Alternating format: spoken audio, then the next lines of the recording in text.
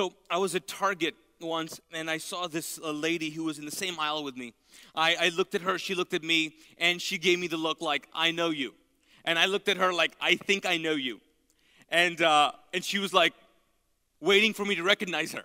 And I just kept on looking at her, and then finally, out of frustration, she said, Starbucks. Hello, Starbucks. And I thought, oh yes, you're my barista.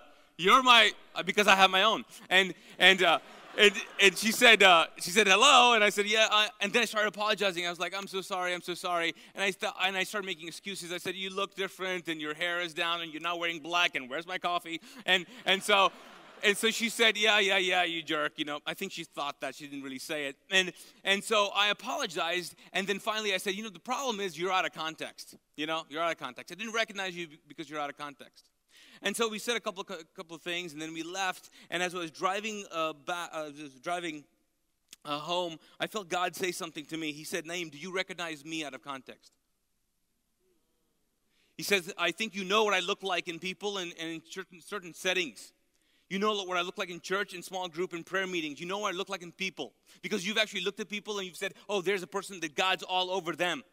But do you know what I look like in a person stumbling out of a bar? Do you know what I look like out and beyond context and even beyond culture? Do you know? You have eyes to see the invisible. And see, the problem is as a church planter, I'm a Pakistani planter who planted a church 7 years ago in the South. It's just stupid.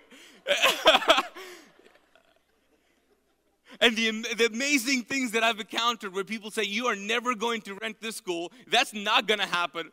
It was a bad enough idea that I called the church Mosaic. You know what Mosaic sounds like? Mosque. Yes. That was brilliant too. And so I've got to tell you, there have been so many things that have happened in our church. They're amazing things that I've realized. And there's so many opportunities that I felt so rejected because I don't fit a lot of cultures. How many Pakistanis in the house? Right. Right. How many Arabs, by the way? Good. Now we know where they are. It's always good to know. It's always good to know where they're sitting. I'm just saying. I will offend everybody here. So here's what's interesting. What's interesting is that you do work, you plant churches, you lead people, and you deal with rejection. And what you're doing right here, what this conference is all about, is starting something or is basically continuing something that's going to take a lot of rejection. You're going to face a lot of rejection. And you're going to be able to look at people and see things, and you're going to count people, and you're going to see people's lives change in different ways, and you're going to wonder, is God doing anything?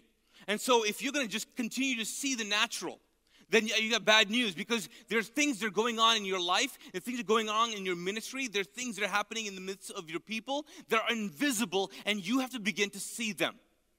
Because according to Scripture, there is no God-forsaken people, and there is no God-forsaken place, isn't there?